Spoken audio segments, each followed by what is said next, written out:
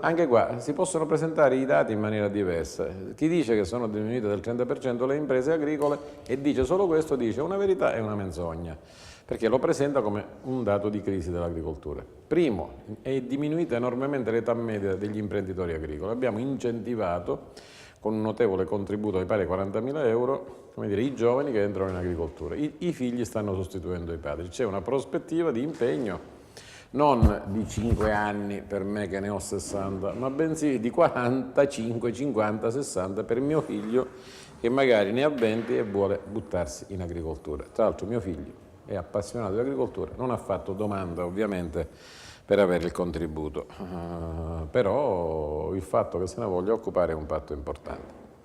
Seconda cosa, ancora più importante, sono diminuite le aziende e è aumentata la superficie coltivata. Cosa vuol dire? Che si coltiva più terra, che c'è quindi più lavoro.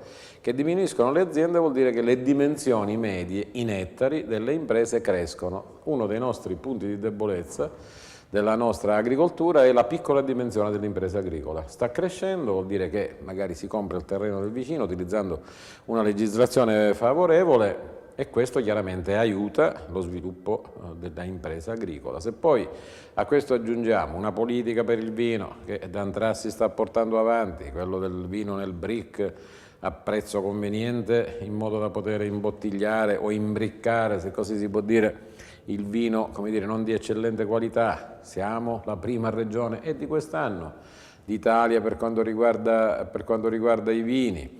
Il latte fresco che deve essere potenziato sicuramente, se si fa una buona politica del grano per panificarlo, perché il problema qual è? Che noi ci facciamo rubare, tra virgolette, il prodotto a 2 lire, perché non lo trasformiamo noi e molto spesso questo prodotto soltanto se lo si impacchetta, lo impacchettano a fondi, piuttosto che confezionarlo, trasformarlo a Verona o a Bologna, e ritorna qua. E il maggiore guadagno è nella trasformazione e nel commercio, non nella produzione. Dobbiamo spingerci, usare i contributi, i fondi strutturali, eccetera, per poter trasformare il prodotto e per commercializzarlo noi stessi. Il fatto che cresca la superficie coltivata in agricoltura è un segno di una inversione di tendenza, anche qui importante, che io credo possa essere portata a merito di politiche, per carità, non degli ultimi 6 mesi o dell'ultimo anno, ma di politiche agricole che finalmente cominciano ad ingranare.